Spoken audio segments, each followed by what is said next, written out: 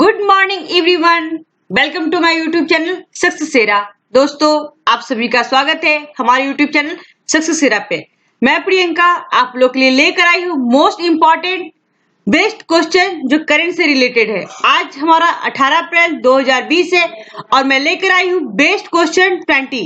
जो पहले मेरे वीडियो में 10 क्वेश्चन का सेशन होता था, अब मैंने सोचा कि करंट अफेयर किसी भी एग्जाम के लिए बहुत इंपॉर्टेंट होता है, तो मैंने 20 क्वेश्चन का सिलेक्शन किया है और क्वेश्चन के साथ जो इंपॉर्टेंट फैक्ट होता है उससे रिलेटेड सारी चीज को मैंने इस वीडियो में डाला है, जो आप लोग के लिए बहुत ही इंपॉर्टेंट है। तो इसलिए वीडियो को अंत तक देखिए और देखने के बाद एक वैल्यूएबल कमेंट जरूर दें। और जिन लोगों ने अभी तक हमारे चैनल को सब्सक्राइब नहीं किया तो please subscribe this channel and press the bell icon get latest notification. चलते हैं सबसे पहले क्वेश्चन पे। एक क्वेश्चन पहला हमारा क्या है, देखिए। 13वां इंटरनेशनल अरब फिक्शन अवार्ड 2020 से किसे सम्मानित किया गया है? क्वेश्चन है 13वां इंटरनेशनल अरब फिक्शन अवार्ड 2020 से किसे सम्मानित किया गया है? तो ऑप्शन यहाँ पे दिया गया है, तो इसका राइट आंसर क्या है? ऑप्शन ए, अब्देल वहाब अस्सायू। अब्देल वहाब अस्सायू। अब देखते हैं इससे रिलेटेड जितने भी इंपॉर्टेंट फैक्ट है मैंने इस वीडियो में डाला है और मैं इसकी पीडीएफ भी आप लोग को अवेलेबल करा दूंगी। इंपॉर्टेंट फैक्ट देखते हैं पहले, ये क्या इंटरनेशनल अरब फिक्शन अवार्ड किस क्षेत्र में दिया जाता है? तो साहित्य के क्षेत्र में दिया जाता है। बिल्कुल, इंटरनेशनल अरब फिक्शन अवार्ड साहित्य के क्षेत्र में दिया जाता है। यह पुरस्कार अब्देल वहाब अस्सायू को उनके उपन्यास द स्पोर्ट कोट, उनके उपन्यास के लिए मिला है। यह अवार्ड जो मिला है क्यों मिला है? तो उनके जो एक उपन्यास है the sport coat, sport and coat के लिए उन्हें दिया गया है। अब्देल वहाब अस्सायू अल्जीरिया देश के हैं। वो कहाँ के हैं? तो अल्जीरियाई देश के हैं। तो ये था हमारा फर्स्ट क्वेश्चन से रिलेटेड इंपॉर्टेंट फैक्ट जो मैंने आप लोग को यहाँ पे बताया। अब देखते हैं सेकंड क्वेश्चन हमारा क्या है। हाल ही में विश्व विरासत दिवस कब मनाया गया है? वर्ल्ड हेरिटेज डे कब मनाया गया है? तो इसका राइट आंसर है क्या? 18 अप्रैल, यानी आज ही के दिन। ये थे important day of the question से। अब चलते हैं इसके इंपॉर्टेंट फैक्ट पे। क्या है इंपॉर्टेंट फैक्ट? इस दिवस का उद्देश्य लोगों का ध्यान विश्व विरासत स्थलों की ओर आकर्षित करना और उनके प्रति जागरूकता फैलाना तथा उनकी सुरक्षा व संरक्षण करना। इसे मनाने की घोषणा यूनेस्को ने की थी। किसके द्वारा ये घोषणा किया गया कि वर्ल्ड हेरिटेज डे मनाया जाएगा? तो यूनेस्को के द्वारा। एक क्वेश्चन के साथ हम लोग बहुत सारे क्वेश्चन को कंप्लीट करेंगे। अब देखते हैं 2020 का इसका थीम क्या था। जब कोई भी इस तरह से डे को सेलिब्रेट किया जाता है तो उसका हर ईयर का एक थीम होता है। विश्व विरासत दिवस 2020 का थीम क्या है? ग्रामीण परिदृश्य। क्योंकि ग्रामीण क्षेत्रों को आमतौर पे मौका नहीं मिलता है आगे बढ़ने का और उसको बहुत ज्यादा डेवलप करने का मौका नहीं मिलता है, तो इस बार विश्व धरोहर दिवस के रूप में मनाया गया है। तो उसका थीम रखा गया है क्या? ग्रामीण परिदृश्य। अब देखते हैं क्या है इसके बारे में थोड़ा सा और। अप्रैल के मोस्ट इंपॉर्टेंट डे एंड जो इंपॉर्टेंट डे है उसके बारे में देखते हैं। फर्स्ट अप्रैल को क्या मनाते हैं? उत्कल उड़ीसा दिवस। ये नए वर्ष की उपलब्धि में मनाया जाने वाला उत्कल उड़ीसा दिवस है, जो उड़ीसा राज्य अपने नए वर्ष की उपलब्धि में मनाता है। अब देखते हैं सेकेंड अप्रैल को क्या है। विश्व आत्म केंद्रित जागरूकता दिवस। बिल्कुल, ये ग्राहक के लिए होता है जो वो जागे और अपने हक की लड़ाई के लिए लड़े, आवाज उठाए जहां उन्हें परेशानी होती है। 5 अप्रैल को देखते हैं क्या है। राष्ट्रीय समुद्री दिवस। ये समुद्री दिवस के रूप में मनाया जाता है कब? 5 अप्रैल को। 6 अप्रैल को क्या है? अंतर्राष्ट्रीय खेल दिवस। 6 अप्रैल को अंतर्राष्ट्रीय खेल दिवस के रूप में मनाया जाता है। 7 अप्रैल को क्या है? विश्व स्वास्थ्य दिवस, WHO डे मनाया जाता है 7 अप्रैल को। अब देखते हैं 10 अप्रैल को क्या मनाया जाता है। तो विश्व हेम्योपैथी दिवस। इसमें क्या आता है? हेम्योपैथी के क्षेत्र में सबों को जागरूकता फैलाने के लिए इस डे का आयोजन किया जाता है और जिससे कब मनाते हैं हम लोग? तो 10 अप्रैल को मनाते हैं। अब देखते हैं हमारा 14 अप्रैल को क्या है। भीमराव अंबेडकर जयंती, जो हाल ही में हम लोगों ने सेलिब्रेट किया है। और आज 18 अप्रैल, तो आज का जो मोस्ट इंपॉर्टेंट क्वेश्चन था मैंने ऊपर डाल ही दिया है। तो आज क्या मनाते हैं हम लोग? विश्व विरासत दिवस। 21 अप्रैल को क्या है? सिविल सेवा दिवस मनाते हैं। कब? 21 अप्रैल को। 22 अप्रैल को क्या मनाते हैं? तो विश्व पृथ्वी दिवस मनाते हैं। 23 अप्रैल को क्या मनाते हैं? तो विश्व पुस्तक एवं कॉपीराइट दिवस। बिल्कुल। 24 अप्रैल को क्या सेलिब्रेट करते हैं हम लोग? तो राष्ट्रीय पंचायती दिवस। 24 अप्रैल को राष्ट्रीय पंचायती दिवस के रूप में हम लोग मनाते हैं। 25 अप्रैल को क्या है? तो विश्व मलेरिया दिवस है। बिल्कुल, ये बहुत ही डेंजरस होता है और इसलिए अच्छे से इसे बचना है। और उसके बाद क्या 29 अप्रैल को क्या है? अंतर्राष्ट्रीय नृत्य दिवस के रूप में मनाते हैं। ये था हमारे जब 22 अप्रैल को पृथ्वी दिवस मनाते हैं, तो 22 मार्च को क्या मनाते हैं? तो वहां पे आप जल दिवस लिख सकते हैं। 22 मार्च को आप जल दिवस के रूप में मना सकते हैं। ठीक है, बिल्कुल एक मंथ आगे से इसमें याद कर सकते हैं हम लोग। 22 मार्च क्या होता है, हमारा जल दिवस होता है। अब चलते हैं नेक्स्ट क्वेश्चन पे। तो प्लीज आपको हमारा वीडियो अच्छा लगता है दोस्तों तो please subscribe this channel, press the bell icon and share जरूर करना, क्योंकि आपका ही चैनल है सक्सेस सेरा। अब देखते हैं क्वेश्चन थर्ड क्या है हमारा। क्रिक किंगडम, क्या ये क्रिक किंगडम के ब्रांड एम्बेसडर कौन बने हैं? तो MS Dhoni, Chris Gayle, Rohit Sharma, Smriti Mandhana. तो इसका राइट आंसर क्या है? Option C. मैंने इसलिए आंसर को हाईलाइट कर दिया है कि इससे रिलेटेड फैक्ट जो होगा जो मैं आप लोग को बता पाऊं। अब देखते हैं इंपॉर्टेंट पॉइंट क्या है इस क्वेश्चन से रिलेटेड। रोहित शर्मा के बारे में दिया गया है, वो कौन है? तो भारतीय क्रिकेटर है। बिल्कुल, इन्हें तो सारे लोग जानते होंगे। क्रिक किंगडम दुबई की क्रिकेट एकेडमी है। क्रिक किंगडम क्या है? एक क्रिकेट एकेडमी है। कहाँ की है? तो वो दुबई की है। अब देखते हैं इसके फोर्थ क्वेश्चन हमारा क्या है। केयर रेटिंग में के MD और CEO कौन नियुक्त किए गए हैं? केयर रेटिंग्स के MD एंड CEO कौन नियुक्त किए गए हैं? तो इसके राइट आंसर क्या है? अजय महाजन। तो अब देखते हैं इससे रिलेटेड इंपॉर्टेंट फैक्ट क्या है। केयर रेटिंग क्या है? Credit analysis and research limited. इसकी स्थापना कब हुई थी? 1993 में हुई थी। मुख्यालय कहाँ है यानी हेडक्वार्टर्स? तो मुंबई में है। अब देखते हैं थोड़ा सा और क्वेश्चन नंबर 5 हमारा क्या है। हिमाचल प्रदेश ने अपना 73वां स्थापना दिवस कब मनाया है? तो जस्ट बीता है यानी 15 अप्रैल को हिमाचल प्रदेश ने अपना स्थापना दिवस मनाया है। ठीक है, अब इसके बारे में देखते हैं हिमाचल प्रदेश से रिलेटेड जो एग्जाम के पॉइंट है, जितने भी इंपॉर्टेंट फैक्ट है सारी चीज को मैंने इस वीडियो में डाला है, जो आपको एक साथ बहुत सारे क्वेश्चन आपके कंप्लीट हो जाए। तो इसका पहले देखते हैं इंपॉर्टेंट पॉइंट क्या है। 15 अप्रैल 1948 को हिमाचल प्रदेश राज्य का निर्माण किया गया था और इसलिए 15 अप्रैल को हिमाचल प्रदेश ने अपना स्थापना दिवस मनाया है। बिल्कुल, हर एक राज्य का क्या होता है? अपना एक स्थापना दिवस होता है, एक डेट मिलता है और एक ईस्वी होता है। तो उसी डेट को लोग हर प्रति वर्ष उसी डेट को क्या करते हैं? अपने स्थापना दिवस के रूप में उसका फिर से स्थापना दिवस मनाते हैं। तो ये हिमाचल प्रदेश कब मनाया है? तो 15 अप्रैल को मनाया है। कब इसकी स्थापना हुई थी? तो 1948 में। अब चलती हिमाचल प्रदेश की ओर, जो बहुत ही इंपॉर्टेंट फैक्ट है। इसकी राजधानी कहाँ है?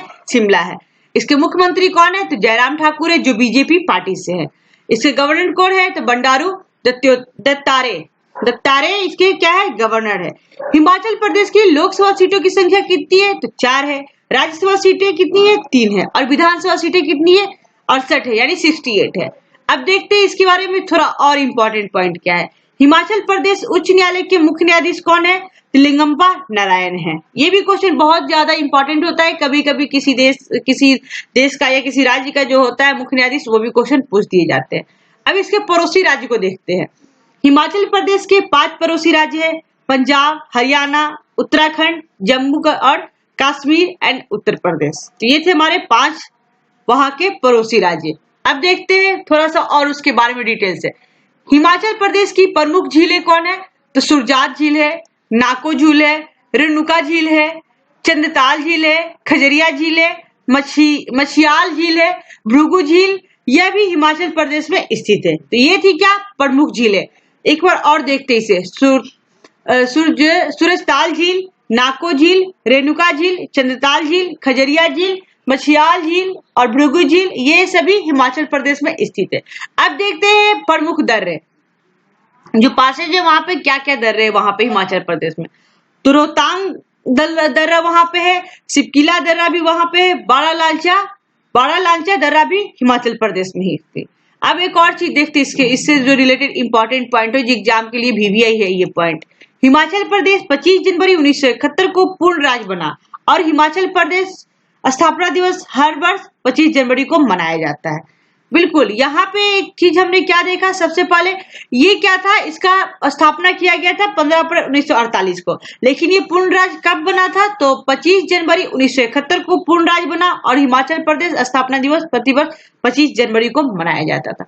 ये थे अब तो ये कुल 5 क्वेश्चन बहुत ही इंपॉर्टेंट थे। तो चलिए एक बार और मैं इसकी रिवीजन करा दूं। हिमाचल प्रदेश से अपना 73वां कौन सा स्थापना दिवस? 73वां स्थापना दिवस कब मनाया है? तो 15 अप्रैल को मनाया है। उसके बाद देखते हैं सेकंड क्वेश्चन क्या है हमारा। के रेटिंग के एमडी एंड सीईओ कौन नियुक्त किए गए हैं? तो अजय महाजन को नियुक्त किया गया। के रेटिंग का फुल फॉर्म क्या है? Credit analysis and research limited. अब देखते हैं क्वेश्चन थर्ड को थोड़ा सा देख लेते हैं। क्रिक किंगडम के ब्रांड इन्वेस्टर कौन बने हैं? तो रोहित शर्मा बने हैं। क्रिक किंगडम क्या है? तो एक क्रिकेट एकेडमी है। कहाँ की है? तो दुबई की है। अब देखते हैं क्वेश्चन सेकंड हमारा क्या है। हाल ही में विश्व विरासत दिवस कब मनाया गया? तो ये 18 अप्रैल को मनाया गया, जो आज ही के दिन है।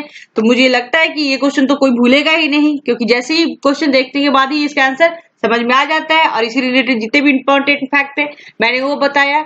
और देखते हैं पहला क्या क्वेश्चन है। 13वां इंटरनेशनल अरब फिक्शन अवार्ड 2020 से किसे सम्मानित किया गया है? तो अब्दुल्लाहाब अस्साई को किया गया है। ये था 5 क्वेश्चन, मैंने बहुत ही अच्छे तरीके से आपको बताया। अब चलते हैं क्वेश्चन नंबर 6 हमारा क्या कहता है, देखते हैं। उससे पहले मैं आप लोग के लिए एक छोटा सा मोटिवेशनल कोटेशन है। अगर कहते हैं ना लाइफ में कामयाबी नहीं मिल रही तो अपने तरीके बदलना चाहिए, क्योंकि लक्ष्य नहीं बदल सकते। क्योंकि देखिए लक्ष्य नहीं, क्योंकि वृक्ष अपनी पत्तियां को बदलते, जड़ों को नहीं। क्योंकि हमेशा टाइम टू टाइम क्या होता है ना, वृक्ष की जड़ें मजबूत होती जाती है और पत्तियां झड़ते हैं और नए चले आते हैं। तो हम हमेशा नए नए तरीकों को आजमा सकते हैं, ना कि हम अपने लक्ष्य को बदल करके। तब देखते हैं एक और चीज है, आपको अकेले लड़नी पड़ेगी।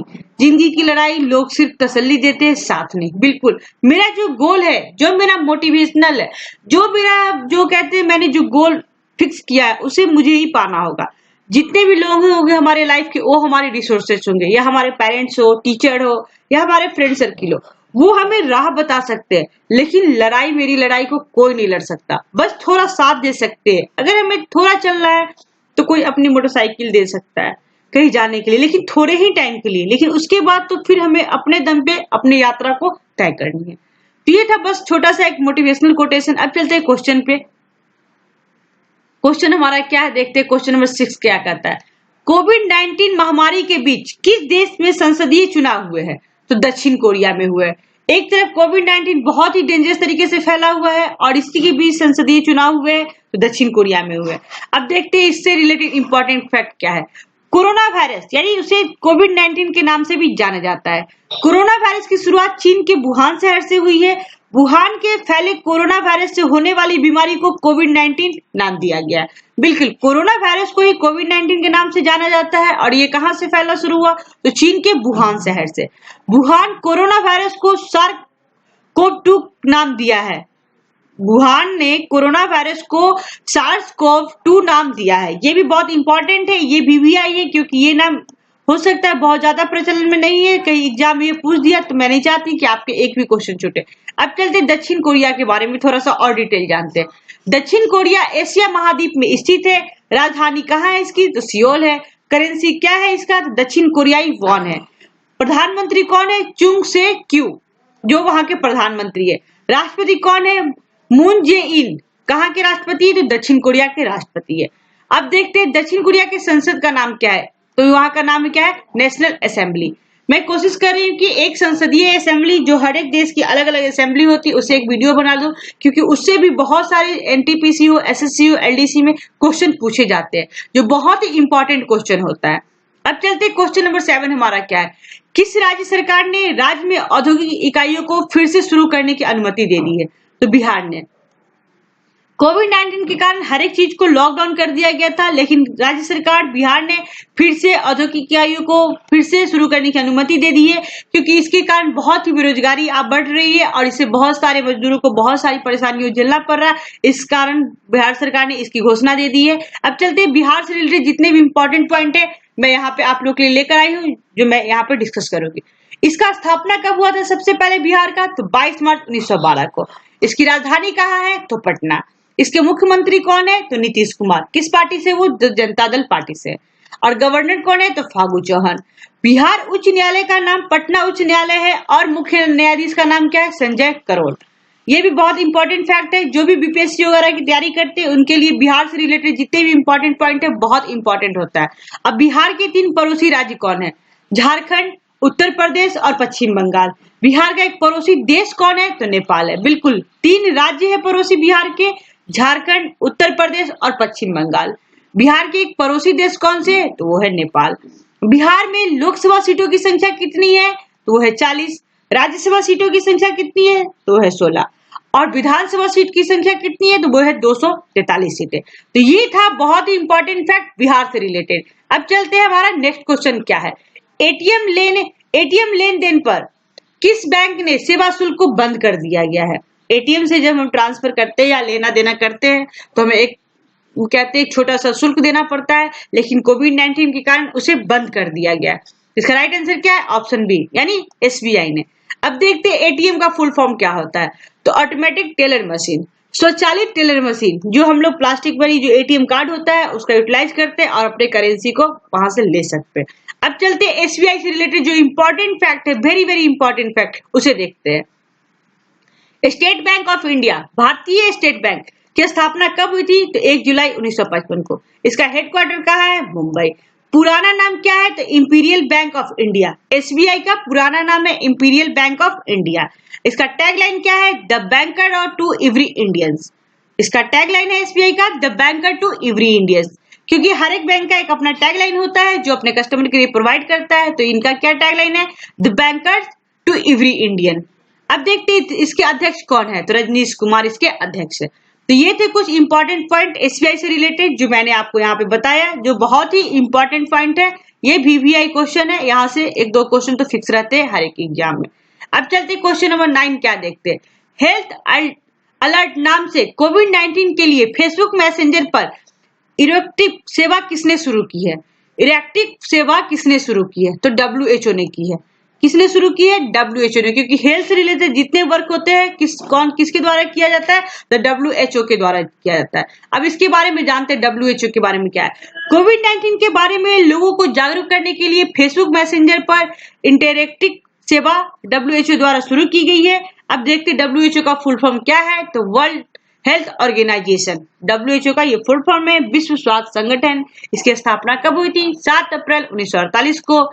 इसका हेडक्वार्टर्स कहाँ है? जिनेवा, स्विट्जरलैंड में। और अध्यक्ष क्या है, कौन है इसके? टेड्रोस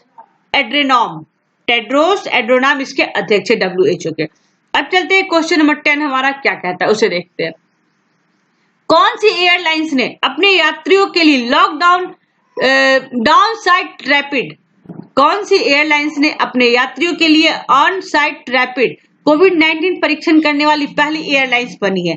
तो ये क्या है? इसका राइट आंसर देखते हैं क्या है। तो इसका right answer option B, Emirates. अब देखते हैं इसके बारे में फुल फॉर्म क्या है। इसका स्थापना कब हुआ था? 25 मार्च 1985 की। इसका हेडक्वार्टर्स कहाँ है? यूएई यानी दुबई में है। इसके चेयरमैन एंड सीईओ कौन है? अहमद बिन सईद अल मैक्टोम। अब चलते हैं नेक्स्ट क्वेश्चन, हमारा क्वेश्चन नंबर 11 क्या है। कौन सा ऐप दुनिया का सबसे तेज 50 मिलियन डाउनलोड तक पहुंचने वाला ऐप बन गया है? तो ये आरोग्य सेतु ऐप। बिल्कुल, इसे हमारे प्रधानमंत्री नरेंद्र मोदी के द्वारा भी इसे कहा गया है कि आप लोग सभी लोग इसे डाउनलोड करें। ये क्या कार्य करता है मुख्य रूप से? तो यहाँ देखते हैं। कोरोना वायरस की रोकथाम के लिए भारत सरकार ने आरोग्य सेतु ऐप का निर्माण किया है और आरोग्य सेतु ऐप अपने आसपास होने वाले कोरोना संक्रमित मरीजों के बारे में सावधान करता है। बिल्कुल, उसमें सारे लोकेशन को ऑन करना होता है, जिससे हमारे गवर्नमेंट के पास पता होती है कि हमारे जो इतने लोग हैं जिन लोगों ने डाउनलोड भी किया है और उसे आईडी से लॉगिन किया है, तो उनकी सुरक्षा और जानकारी हमारे गवर्नमेंट के पास होती है। जैसे ही उसके पास, अगर आपके पास कोई कोविड-19 से पॉजिटिव पेशेंट पाए जाते हैं तो आप में उसमें एक अलर्ट बजता है, जिससे आपको पता चल जाए कि आपके आसपास कोविड-19 से पॉजिटिव पेशेंट है। आप वहां से सावधान हो जाए और वहां से हट जाए। ये थे क्वेश्चन नंबर 11। अब चलते हैं नेक्स्ट क्वेश्चन पे। नेक्स्ट क्वेश्चन है हमारा क्या? Question number 12। कोविड-19 के कारण यूनेस्को की विश्व धरोहर समिति का 44वां सत्र किस देश ने स्थगित कर दिया है? चीन ने। बिल्कुल, क्योंकि चीन के वुहान शहर से ही कोविड-19 स्टार्ट हुआ है, तो वहां पे इसे स्थगित कर दिया गया है। अब देखते हैं इंपॉर्टेंट पॉइंट क्या है। यूनेस्को का पहले फुल फॉर्म जानते हैं क्या है। United Nation Educational Scientific and Cultural Organization. क्या है? United Nation Educational Scientific and Cultural Organization, संयुक्त राष्ट्र शैक्षिक वैज्ञानिक एवं सांस्कृतिक संगठन। इसकी स्थापना कब हुई थी? 4 नवंबर 1946 को। इसका मुख्यालय हेडक्वार्टर्स कहाँ है? पेरिस यानी फ्रांस में। इसके अध्यक्ष कौन है? आंद्रे ओजोल इसके अध्यक्ष। अब चलते चीन के बारे में थोड़ा सा और डिटेल जानते हैं। चीन एशियाई महाद्वीप में स्थित है। कहाँ स्थित है? तो एशियाई महाद्वीप में। चीन और भारत के बीच इंटरनेशनल बॉर्डर लाइन का नाम क्या है? मैकमोहन रेखा है। बिल्कुल, ये भी इंपॉर्टेंट है, एनटीपीसी हो या एसएससी रिलेटेड। तो चीन और भारत के बीच इंटरनेशनल बॉर्डर लाइन को क्या नाम दिया गया है? तो मैकमोहन रेखा दिया गया है। चीन की सबसे लंबी नदी क्या है? तो यांगत्से है। ये एशिया की सबसे बड़ी लंबी नदी है। इसकी लंबाई कितनी है? तो 300 किलोमीटर है। चीन जनसंख्या की दृष्टि से विश्व में पहले स्थान पर है। इसकी राजधानी कहाँ है? तो बीजिंग है। करेंसी क्या है? तो रेनमिनबी इसकी करेंसी है, यानी युआन। और इसके राष्ट्रपति कौन है? तो शी जिनपिंग इसके राष्ट्रपति हैं। अब चलते हैं क्वेश्चन नंबर 13 क्या है? G20 देशों का FMCBG की दूसरी बैठक में भारत प्रतिनिधित्व किसने की है? भारत की तरफ से G20 की FMCBG की बैठक में किसने इनका प्रतिनिधित्व किया है? तो बिल्कुल निर्मला सीतारमण के द्वारा ये प्रतिनिधित्व किया गया है। अब देखते हैं इंपॉर्टेंट फैक्ट। निर्मला सीतारमण हमारे देश की क्या है? तो वो हमारे देश की वित्त मंत्री है। अब इसका फुल फॉर्म देखते हैं क्या है ये। Finance minister and central bank governors, FMCBG का फुल फॉर्म है। अब G20 के बारे में थोड़ा सा और जानते हैं। G20 वित्तीय और आर्थिक मुद्दों पर अंतर्राष्ट्रीय सहयोग के लिए मुख्य मंच तथा वैश्विक आर्थिक प्रशासन के लिए प्राथमिक मंच है।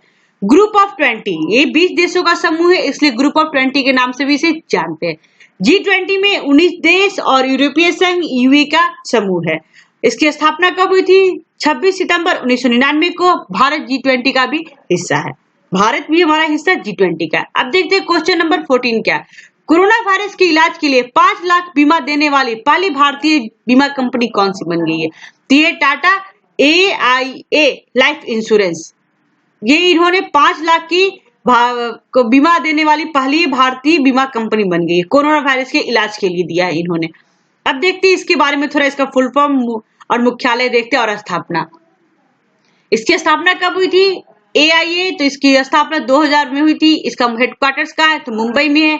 और इसके CEO कौन है? तो ऋषि श्रीवास्तव इसके CEO है। अब देखते हैं क्वेश्चन नंबर 15 क्या है? हाल ही में भारतीय रेल परिवहन दिवस कब मनाया गया है? तो ये 16 अप्रैल को मनाया गया है। क्वेश्चन नंबर 15 का राइट आंसर क्या है? 16 अप्रैल। 16 अप्रैल 1853 को भारत में रेलवे परिवहन की शुरुआत हुई थी और पहली बार भारत में पैसेंजर ट्रेन महाराष्ट्र राज्य के मुंबई से ठाणे के बीच लगभग 34 किलोमीटर चलाई गई थी। ये तो बहुत इंपॉर्टेंट फैक्ट है और इससे पहले लोग इसे जानते भी है, तो लेकिन ये क्या है? ये चीज बहुत इंपॉर्टेंट है। 16 अप्रैल 1853 को भारत में रेलवे परिवहन की शुरुआत हुई और पहली बार भारत में पैसेंजर ट्रेन महाराष्ट्र राज्य के मुंबई से ठाणे के बीच लगभग कितने किलोमीटर चली? 34 किलोमीटर चली। अब देखते हैं इसके बारे में थोड़ा सा इंपॉर्टेंट और फैक्ट क्या है। हमारे भारतीय रेलवे का क्या नाम है? Indian railway. स्थापना 16 अप्रैल 1853। हेडक्वार्टर्स कहाँ है इसका? नई दिल्ली। रेलवे मंत्री कौन है? पीयूष गोयल। रेलवे बोर्ड के अध्यक्ष कौन है? तो विनोद कुमार यादव। और RPFS महानिदेशक कौन है? तो अरुण कुमार। और देखते हैं स्वतंत्र भारत के पहले रेल मंत्री कौन है? जॉन मथाई। ये बहुत इंपॉर्टेंट क्वेश्चन है, आप इसे देखते हुए नोट कर लेंगे। ऐसे मैं टेलीग्राम ग्रुप पे इसकी PDF अवेलेबल करा दूंगी। तब देखते हैं क्वेश्चन नंबर 7 क्या है? पेटीएम जनरल इंश्योरेंस लिमिटेड के नए MD एंड CEO कौन बने हैं? तो विनीत अरोड़ा बने हैं। इसकी स्थापना कब हुई है पेटीएम की? तो 2010 में। मुख्यालय कहाँ है? नोएडा उत्तर प्रदेश में। और CEO कौन है? तो रेणु सतीश की CEO है। और संस्थापन कौन है? तो विजय शेखर शर्मा इसके संस्थापक है। किसके? पेटीएम के। अब देखते हैं क्वेश्चन नंबर 17 हमारा क्या है? किस बैंक के साथ मिलकर BSNL ने पेमेंट प्लेटफॉर्म लॉन्च किया है? तो SBI के साथ मिलकर के BSNL ने एक प्लेटफॉर्म को लॉन्च किया है जो है पेमेंट प्लेटफॉर्म। इसके तहत क्या किया था? अब यहाँ से देखते हैं। भारत संचार निगम लिमिटेड, ये क्या है? पहले BSNL का फुल फॉर्म है भारत संचार निगम लिमिटेड। इसकी स्थापना कब की गई है? तो 15 सितंबर 2000 को की गई है। मुख्यालय कहाँ है इसका? तो न्यू दिल्ली। और इसके अध्यक्ष कौन है? तो प्रवीण कुमार पुरावर इसके क्या है? अध्यक्ष है। अब देखते हैं क्वेश्चन नंबर 18 क्या है हमारा? सामाजिक नवाचार के लिए एडिसन पुरस्कार किसने जीता है? तो टाटा पावर के द्वारा जीता गया है ये। राइट आंसर क्या है? टाटा पावर। सामाजिक नवाचार के लिए एडिसन पुरस्कार किसने जीता है? इंपॉर्टेंट पॉइंट क्या है? सो देखते हैं। एडिसन पुरस्कार दुनिया के श्रेष्ठ नवाचारों और इनोवेटर्स को सम्मान देने के लिए दिया जाता है। क्या है ये एडिसन पुरस्कार? तो दुनिया के सर्वश्रेष्ठ नवाचारों इनोवेटर्स को सम्मान के रूप में इसे दिया जाता है। अब टाटा पावर की स्थापना कब हुई थी? तो 18 सितंबर 1919 को हुई थी। इसके संस्थापक कौन है? तो डोरबीजी टाटा। और इसका मुख्यालय कहाँ है? मुंबई यानी महाराष्ट्र में। इसके एमडी और सीईओ कौन है? तो परवीन सिन्हा इसके एमडी और सीईओ। ये था हमारा 18 क्वेश्चन। अब देखते हैं क्वेश्चन नंबर 19 क्या है। हाल ही में रंजीत चौधरी का निधन हुआ है, उनका संबंध किस क्षेत्र से था? तो क्या थे? अभिनेता थे। अब इनके बारे में डिटेल देखते हैं। रंजीत चौधरी कहाँ के थे? तो भारतीय अभिनेता थे। अब चलते हैं क्वेश्चन नंबर 20। इस सेशन का लास्ट क्वेश्चन है जो बहुत ही इंपॉर्टेंट है। कोरोना वायरस के कारण जफर सरफराज, एक नाम है, जफर सरफराज का निधन हुआ है, वो किस देश से थे? तो पाकिस्तान से थे। बिल्कुल, कोरोना वायरस न जाति देखती है, न धर्म देखता है, न ही जगह देखता है, बस उसे हमला करना होता है और वो हमला कर देता है। इसलिए दोस्तों घर पे रहे, सेफ रहे, सुरक्षित रहे, यही हमारी आपसे रिक्वेस्ट है और यही हमारी कामना है कि आप लोग सब लोग सुरक्षित रहे। इसके बारे में थोड़ा सा इंपॉर्टेंट पॉइंट देखते हैं क्या है। जफर सरफराज पाकिस्तान के पूर्व क्रिकेटर थे। पाकिस्तान एशियाई महाद्वीप में स्थित है और इसकी राजधानी कहाँ है? तो इस्लामाबाद है। करेंसी क्या चलती है? तो पाकिस्तानी रुपया। प्रधानमंत्री कौन है? इमरान खान है। राष्ट्रपति कौन है? आरिफ अलवी। भारत और पाकिस्तान के बीच अंतरराष्ट्रीय सीमा को रेड क्लिफ रेखा के नाम से जानते हैं। ये थे हमारे आज के 20 क्वेश्चन जो बहुत ही इंपॉर्टेंट क्वेश्चन थे और मैं अपने चैनल के माध्यम से आप लोग को एक क्यूज क्वेश्चन कराऊंगी जो मैं इवनिंग सेशन में यानी 4 से लेकर 5 बजे के बीच में क्वेश्चन भेजूंगी। पहले आप लोग उसे सॉल्व करना, फिर मैं उसके वीडियो के माध्यम से आपको उसका आंसर दूंगी। और आज से साइंस सेक्शन में वीडियो स्टार्ट हो जाएगी जो एनटीपीसी के लिए बहुत ही इंपॉर्टेंट है। तो thanks for watching this video, thank you. और आपको हमेशा याद रखना है कि आपको अकेले लड़ाई लड़नी पड़ेगी, जिंदगी की लड़ाई में लोग सिर्फ तसल्ली देते हैं, साथ में। तो बहुत बहुत धन्यवाद दोस्तों। घर पे रहे, सेफ रहे, सुरक्षित रहे। Thank you.